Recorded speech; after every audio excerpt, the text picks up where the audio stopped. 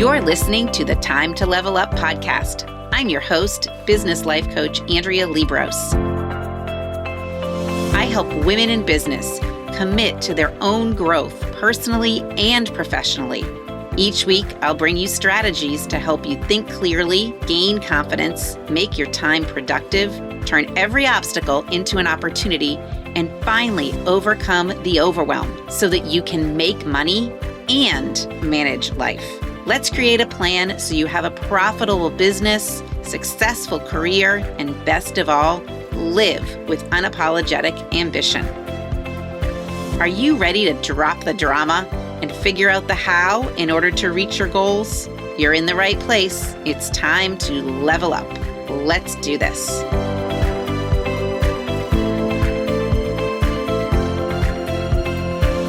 So, hello, my friends. Welcome to the Time to Level Up podcast. And today we are going to talk about how to be proud of yourself.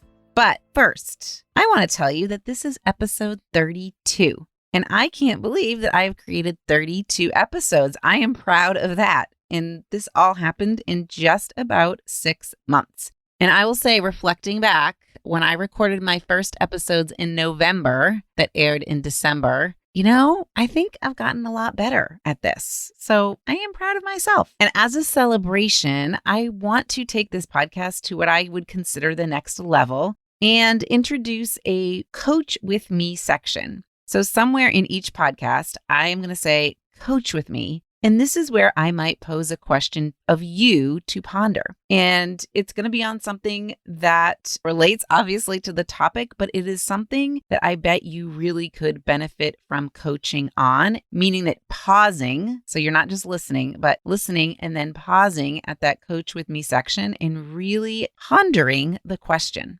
And whatever that question is, I would love for you to connect with me and share your answer or your thoughts through DM on Insta or messaging on Facebook or email, whatever. Share with me how you would respond or what your response is to that Coach with Me section. And I will respond back to you and coach you. So listen up for that new section in each podcast following this one.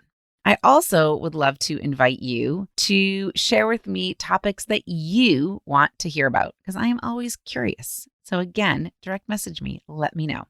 All right. So being proud of yourself is something that I have been thinking about a lot because as a coach and as a teacher, I want to always encourage you to feel proud of yourself and to feel empowered. And I, in fact, start off pretty much every coaching session with my clients and say, what are we celebrating? And often this is the hardest question I ask in the entire session because it is not often that we ask ourselves, what am I celebrating? What am I proud of? And something I've noticed in my own life, with my own success, with my own choices, is that not everyone likes it when you're proud of yourself or celebrating or finding joy in something. I've discussed this with my clients many times. And how many times have you had someone ask you, so how's it going? For example, for me, how's that coaching business going? And I would love to respond and say, it's great. I had 10 clients today who I helped. I have had a profitable month. I've produced 32 podcasts, but I usually don't say all that. I find myself downplaying my success. So I wanted to give you and myself some teaching that might help you navigate this a little bit more deliberately and with intention. So I think generally, one of the societal norms in our culture is don't brag or boast. Particularly, I think as women, it's don't really enhance your accomplishments. So if you've heard of the studies out there that talk about how generally speaking, men will apply for jobs and not meet the qualifications given for the job when applying, but have no reservations about that. Whereas women tend to generally do the opposite. They want to make sure they're overqualified before even applying. And when I have a client who's looking for a new job, they often are quick to point out to me why that job is not for them or why they definitely won't get an interview because they don't have all 1,000 things listed as the qualifications. So it's just something to notice. It doesn't have to be that you have to go out and solve this for the world. I just want you to notice that even in a job situation, we are not necessarily as women proud of all the things we have accomplished. We focus on all the things we haven't.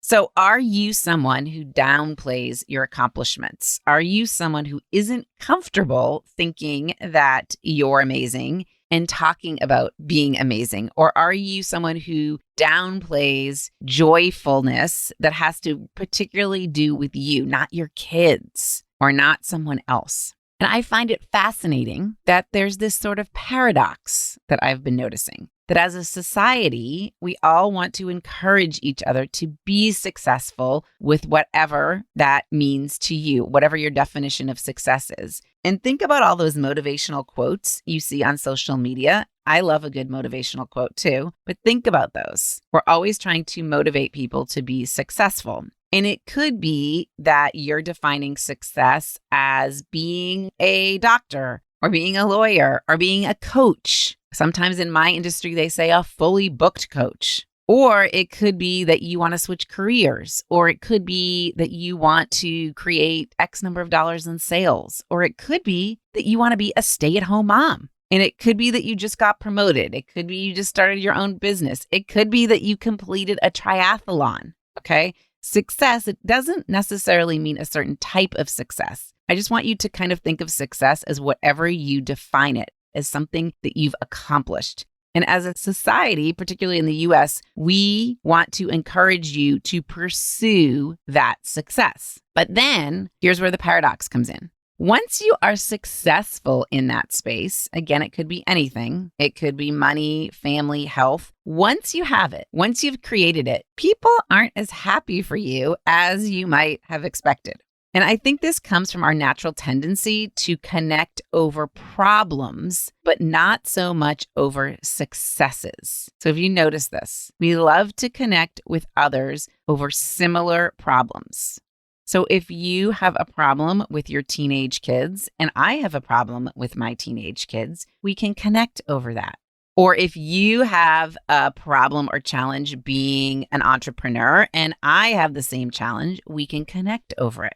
Remember when you potentially were single, if you're married now. When you were single, you may have had a lot more single friends because you connected over being single. You had the same sort of problems in that area. And when my kids were itty bitty, all of my friends had itty bitty kids, right? So when someone is not in the same stage of life or business or in the same situation, thus may not be having the same problems, you might find yourself saying, I don't really want to hang out with that person. We have nothing to talk about. So the same is true with working full time, or maybe it's money. They don't have as much money as we do, or they have more money than we do, or your health. Yeah, that person's always going to the gym and I'm not. And when you find another person or group of people that have suffered in a similar way, there is a connection over the suffering. And that's not a bad thing. I actually think it can be helpful. Really, if you're going through a hard time, it can be very helpful.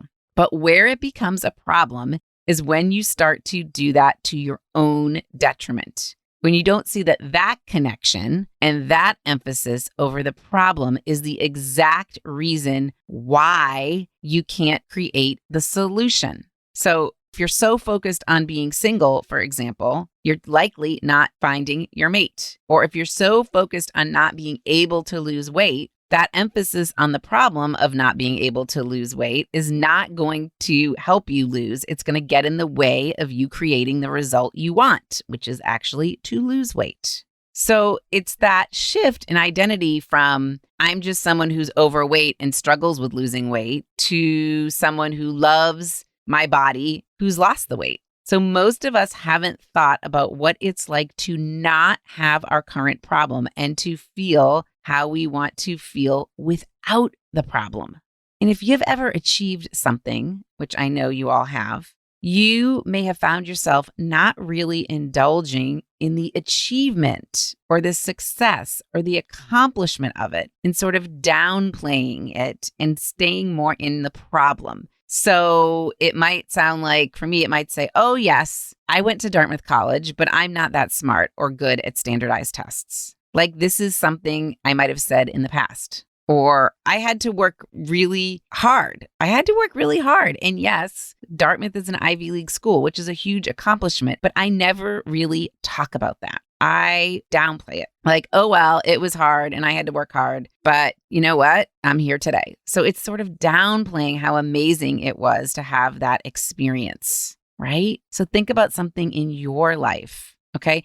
Even if it's something not so great, like if you've gone through a divorce, for example, probably not so great, not such a great experience, and you downplay it and you say, well, I made it through. But that's an achievement, even in and of itself. Or think about business. The next time someone asks you, how's that coaching business going? I could say that I've created more than $500,000 in my coaching business and I've helped hundreds of people. But before I say that, I would probably hesitate. And this is something I'm really working on because I don't want to hesitate. Or think about health and well-being. When someone says, you look great to me, I could say that, hey, yeah, over the past 9 months, I've lost 27 pounds. But probably I would just say, thanks. Again, this is something that I'm working on. It happened last night. I met a friend to walk along the Monon, which is a trail in Indianapolis. And I had not seen her in a while. And she said to me, you look great when I walked up. And I just said, thanks. But then as we were parting ways an hour or two later, she said to me, I really want to tell you, you really look great. And I then said, yeah, well, since the last time I saw you, I've lost 27 pounds. Like I changed it on purpose because it was bothering me that I was just downplaying it. So what is this thing for you that you're downplaying? We can really apply this kind of thinking to anything. It doesn't have to be a college or a business or health. It can be anything in your life that you've achieved and you're downplaying it. You're sort of undermining your abilities or your results. I think that this is a huge detriment, not only to yourself, but also to society. So again, the paradox of it is that we all want to promote success and health and well-being and prosperity. Yet when someone has it, we're like, hey, can you be quiet over there? Because there's a lot of people suffering in the world, right? So just notice if that is you. If you're saying, hey, can you just quiet down? I've seen too many great posts about how amazing you are. Well, that person, good for them, right? Good for them. I should not be saying, hey, can you just quiet down? And I've been working on that. So if someone posts something on social media or someone talks with you about their successes, what is your first reaction? What do you say? How do you feel in that moment? Are you so happy for them that they are bringing this prosperity and health and wealth and success into the world? Or do you go into a little bit of envy or jealousy? So it's not something that I want you to use to beat yourself up, but I just want you to be aware of it. And that's kind of the first place to start, the awareness. So recently I had this experience where I posted something online about my recent celebration of 25 years of marriage. And that is like a long time, people. It's a long time. And I received lots of congratulations and smiley faces and hearts. And I did receive a message about how a lot of people can't get to 25 years and are suffering through being single parents, and that sharing my happiness and my success might be something that I should consider thinking about. This also occurred when I shared a success in my business. I received a comment that not everybody can find success as, quote unquote, air quotes here, easily as I did. Kind of must be nice was their sentiment. But it's really not been that easy. It's been a lot of work. So I find it fascinating, this whole thing fascinating, because what these two examples in my own world showed me was that her way of thinking about it is that until there is no suffering in the world, we shouldn't be bragging about our own successes. We shouldn't be proud that somehow my success means that other people can't succeed. And of course, that's not true. In fact, the opposite is true. I believe that by bringing more successes and wealth and health into the world, that's an opportunity for other people to do that as well. I found it fascinating that a lot of times we think incorrectly that because they're suffering, we shouldn't create the success or health or well-being or prosperity in the world. We shouldn't share that. And of course, the opposite is true. It's not more suffering that creates more suffering. It's the health, the well-being, the prosperity that is the cure for the suffering. Now, this does not mean that I want you to be arrogant or think from this place of better than. That's not what I'm saying at all. There's a balance that I don't think we've really been taught before. So the balance, I think, is thinking I'm amazing from a place of you're amazing too. We are both amazing. We are uniquely amazing. And we're sort of a mess and get it wrong and make mistakes along this path to amazing. Also, we've achieved so much. I have and you have. Let's brag about it a little. Let's talk about it. Let's talk about how amazing it is that I've done this and you've done that. And let's talk about how we've had failures along the way. That's what makes it real. But do you see how there's that balance there versus, oh, let's not talk about our successes or our achievements. Or, yes, I did that, but it was really hard. Or, but this and this happened along the way. So, it was rough, sort of trying to downplay our success. I think it's just a shame. I think it's not a shame for you because it feels bad to sort of downplay yourself, but really, societally, I think it's bad. It's just not helpful to downplay all of this. And some of the bad feelings come along in creating the success, and that's normal. So when you do this bragging, for example, from a place of love for yourself and others, you increase your connection. You want to give more. So the opposite would be doing it from a place of arrogance, where you're thinking, oh, I did this, so I'm much better than this other person or this group of people. That's decreasing connection. You sort of put yourself on a pedestal, which never ends well, right? Being on a pedestal never ends well. Because what happens when you're high up on a pedestal or on a stool? They get knocked down. So of course, we see that all the time with people who are arrogant.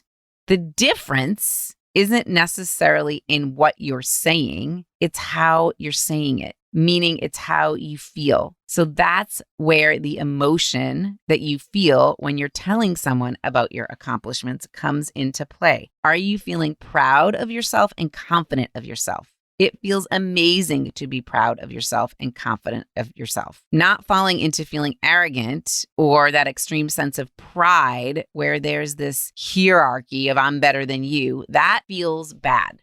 And oftentimes, I think people out there in the world misinterpret our feeling of confidence as arrogance. And it's a fine line. So I always try to give people the benefit of the doubt. If I find my brain going to the place of, well, that's so arrogant, I try to change that and think, wow, isn't she confident? Because when you have the confidence in yourself and can see confidence in others, you do it from a place of connection. You actually feel really good. I think that this is why a lot of my clients say to me they want to become more confident. And that's something we work on a lot in one-on-one coaching, in the Committed to Growth group coaching program, in Level Up, my other group coaching. Of course, with this confidence, then you continue to do the thing you were doing and you create more success. Without that confidence, there is no chance that you will have more success. So think about the results that you have in your life. It can be in any area. Typically, we want to talk about health or wealth. So let's say it can be with your weight and your body and your exercising and your physical well-being. It can be with relationships. So your marriage, your kids, or your family. It can be with money or career or your business. Those are some of the main areas where we create results. And think about the results that you've created. What is the best way you can tell that story?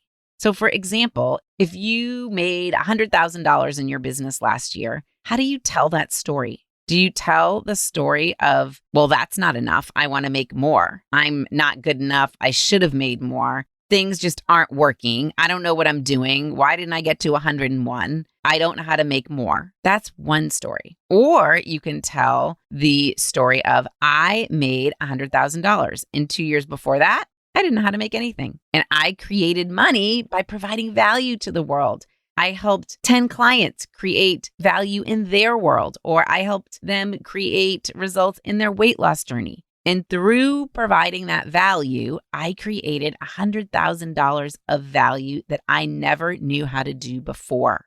I became such a different person through the process. I became an amazing coach, if you're a coach. So go back to that episode where we talk about pricing and how your belief in yourself, plays a role in creating your price, your belief in yourself, your belief in your client. So you're believing that they can see you as confident and not arrogant, and your belief in your offer to help them. This all plays a role in this, exactly what we're talking about today. So that's the difference in growing and wanting from a place of lack versus growing and wanting from a place of abundance. And when you want from lack, when you think losing 10 pounds isn't enough, or when you think making 100K isn't enough, when you think that your current result isn't enough, you actually create more not enoughness. And it feels really bad versus creating success.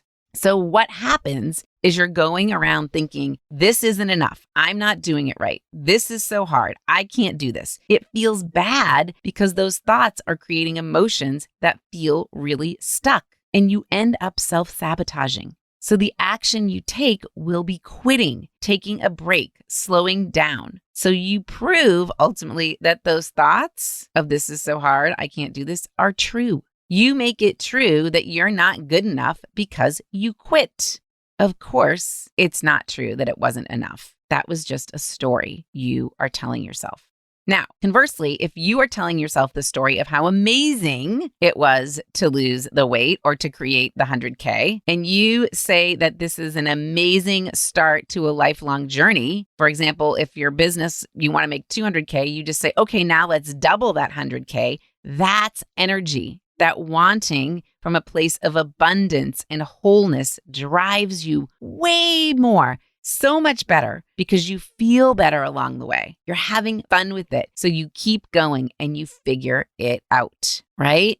It kind of goes back to passionating, right? Which is having the process of following your passion. It's what you really want is feeling great along the way. So you can absolutely create or want to increase and improve your results from a place of feeling really good. Doing it from a place of feeling really bad doesn't work. From a place of being so proud of yourself, you're amazing, you have done so many amazing things in your life, that works.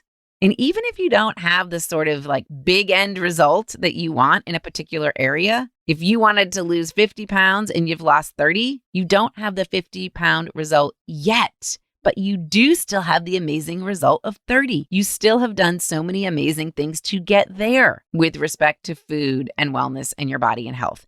This is something that I really had to channel as I was losing weight over the past year. And I was working on a revenue goal in my business. I had to be proud of the process and proud of where I was along the way. So I want to encourage you to find those amazing things, even if they're really small. You get 8 hours of sleep a night. You go to bed at 9 o'clock. You drink water every day. You move your body. Whatever it is, those are small, amazing results. Look at the results that you have and tell the most amazing story about them to yourself. This is different, my friends, from feeling grateful. I wanted to point that out. This is celebrating the abundance along the way. And it doesn't mean that you have to go around telling everyone, but certainly I don't want you to feel that you shouldn't tell everyone, because again, like I said at the beginning, I do think that we're sort of, generally speaking, taught to not boast or share success. And what a shame that is. Because it's not like if you're successful, I can't be successful. Or if you lose weight, I can't lose weight. If you build a business, I can't build a business. That's not true. The opposite of true. If you're successful and I see and I feel the confidence in your success, you show me what's possible as long as I am open to it. So you being proud of yourself shows other people that it's possible for them. If they're not ready for that, if they don't like that, that's okay. That's their journey. It's totally fine. It doesn't mean that you need to feel bad about yourself or downplay or hide your accomplishments at all. If you do that, you show up small and you miss out on your own greatness. You miss out on helping more people. Now, this does take some courage because the more sort of success in any area you have, whether it's relationships or business or health or marriage or money, the more success you have, I think the more polar opposites or the more polarity that presents itself publicly. And even if it's not public necessarily in a way of having like a social media platform or an online business like I have, it could be publicly within your peer group, okay? With other women, with other moms, with other coaches. Whatever your group is, there can be some polarity. Like people get a little bit uncomfortable when someone's super successful. That's because those other people, they're having a story about success, and it actually has nothing to do with your actual success. So if we go back to the example where the person wrote that I needed to be a little more aware or humble, that other people may not have seen the success or they may be suffering in some way, I can go back and see that 10 times, 100 times that comment, that number of people thought it was great and it was inspiring that I was sharing that. Thank you for sharing. It gives me hope. So exact same circumstance, exact same caption, totally different interpretation based on what? Based on that person's story, not mine. So I don't want you to miss out on helping people or hiding your own greatness and accomplishments and downplaying your successes because of the one person who might not like it. Just one. That's totally okay if they don't like it. Think about the results you have in your life. Think about how you think about them. Are they not enough? Do you downplay them? Do you hide them? Or are you proud of them? Are you so proud no matter what they are, no matter where you are in the journey? And typically the story I hear with whatever results at whatever level you're at, typically I hear you guys think it's not enough. So if you've lost 10 pounds and the goal was 50, you're not at 50 yet. You've tried everything. It's not going to work. What I want to say is that is amazing. You tried so many methods. You're learning so much about what works for you, and you've already lost some weight. Right? A very short time ago, you were heavier. You know what that tells me, listening to your story? It's possible for me to lose weight. Is it hard? Yes. But you've done it so far. I can do it. I'm so excited about that. I want to tell you that I'm excited about your story. So tell the world about your accomplishments. Tell them what's going on for you. Just notice in conversations how tempting it is to connect over our problems and our suffering. Okay, so here is the coach with me. How can you flip the conversation and want to hear about people's wins and accomplishments and successes from a place of love and connection? What would it take to practice this? Tell me about your most recent accomplishment. This is a place for you to practice. Write to me. Tell me about your wins.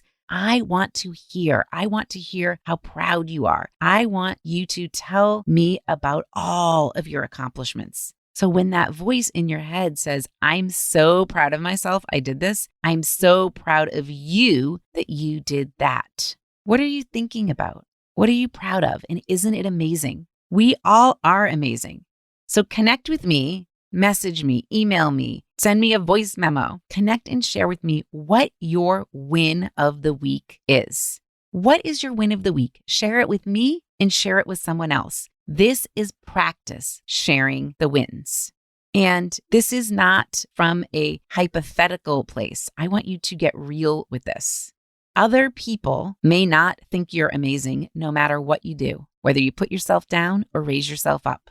And this isn't about putting people in a hierarchy. Everybody is unique, right? And everybody is half amazing and half a mess. So let's amplify the amazing part just as often as we amplify the mess. Let's be proud of ourselves. Let's give ourselves permission to feel confident and to feel good and to brag about it a little bit. So if you loved this podcast, you are going to love coaching. And I want to ask you, who is your coach? Because I would be honored to be your coach. because it is through coaching, working directly with you, that we can take everything in this podcast to the next level. And I invite you to join my amazing community of women and deepen your own personal development. Head on over to my website to learn more about all of the different ways in which I coach women. We have options. We've got deep dive VIP days, one-on-one coaching, group coaching, team coaching. I bet one might be a fit for you. And if it's time, if this resonated, if it's time for you to feel proud of what you're doing and to use that as fuel to create more success, you are ready for coaching. And I invite you, and I would be honored to be your coach. Okay, my friends, that's what I have for you today. Go tell someone how amazing you are, and then hit them back with how amazing they are. I look forward to hearing from you. Have a great rest of your week. And remember, there's never a better time to level up. See you next week. Thanks for tuning in to today's show. If you're ready to commit to personal and professional growth, move forward, make money, and manage life, head to AndreaLiebross.com. That's AndreaLiebross.com to find out about the ways we can work together. Until next time, go level up.